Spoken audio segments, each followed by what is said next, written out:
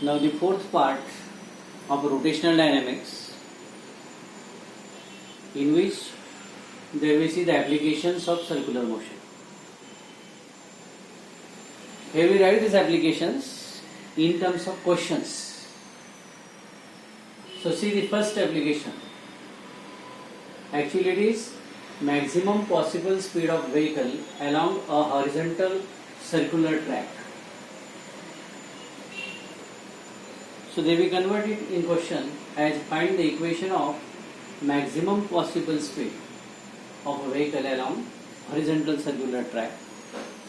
This is horizontal circular track on which this is a vehicle of mass m moving with speed v along this horizontal track of radius of curvature r, where C is the center of road. CG is the center of gravity of this vehicle. So on this vehicle there are different forces acting. That first one is weight of a vehicle, mg. This weight is acting vertically downward. Then opposite to it, second force is normal reaction. It is acting vertically upward, exactly opposite to mg. Then third is force of static friction, because there is a friction between road surface and the tires. So it is the force between tires and road. Then the weight mg balances with normal reaction, because this is downward, this is upward, and their magnitudes are also equal. So they balance. This force Fs, it is directed towards center, and you know the force which is directed towards center is called as centripetal force. So this force Fs, which is directed towards center of road, is balances with centripetal force, where the equation of centripetal force is mv square upon r, or it is mr omega square. It gives the magnitude. So according to these two statements, we can write n is equal to mg, Fs is equal to mv square upon r. Then to find the equation of maximum speed, divide this equation 2 by 1. So here we divide it, divide 2 by 1, Fs upon n, then put their values from equation 1 and 2, then m gets cancelled, then it is v square upon rg.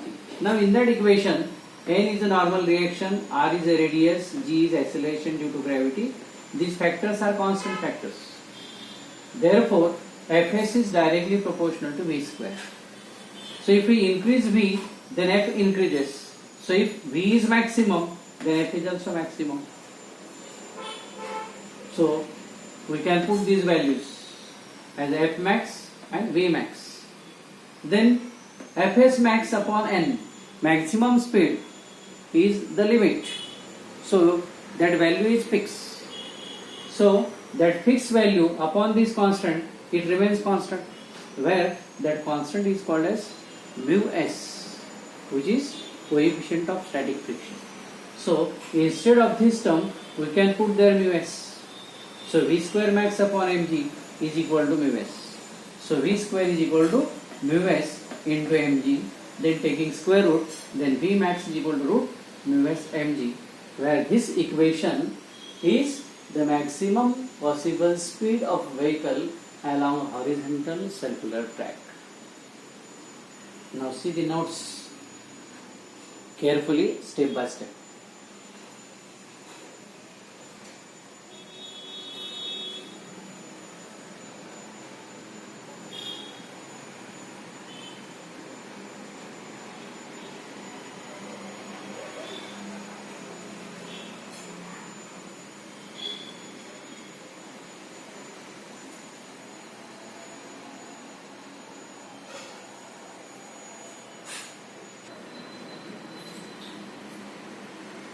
Now see the second application. It is for well object. In fair, we can see this motorbikes or cars, they perform that activities. So for that, find the equation of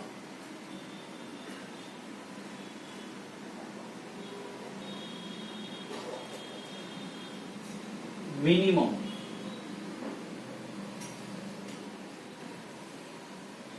possible speed of vehicle in a well of depth.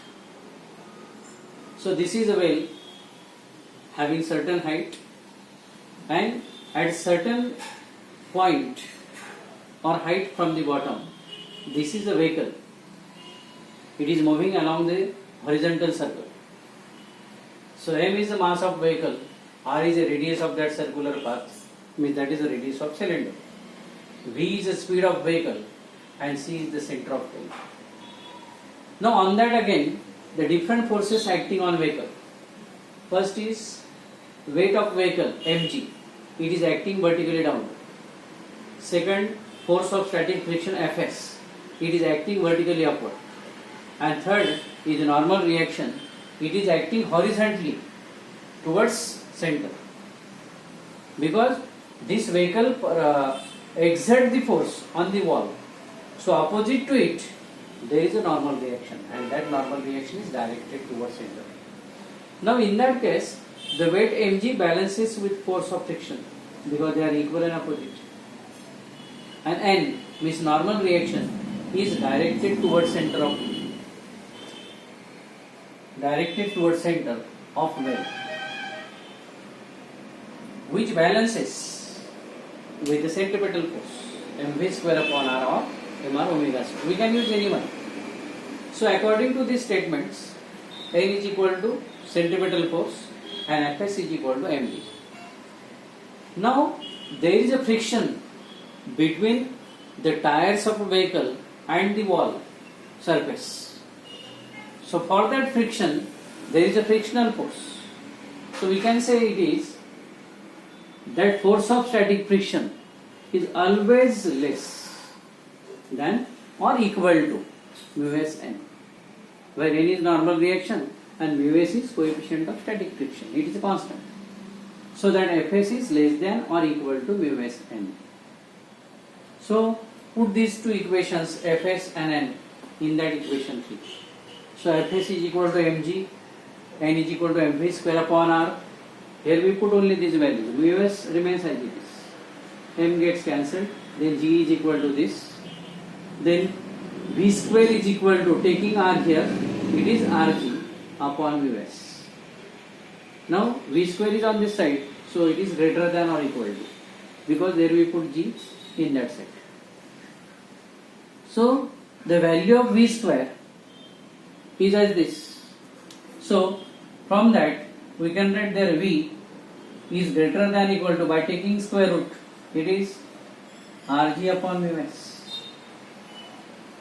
So the minimum value of v is equal to, because greater or equal to, so equal to is the minimum value, and so this gives the minimum value of v in a well of depth. Again there are, using these two forces, coefficient of friction, we can prove this.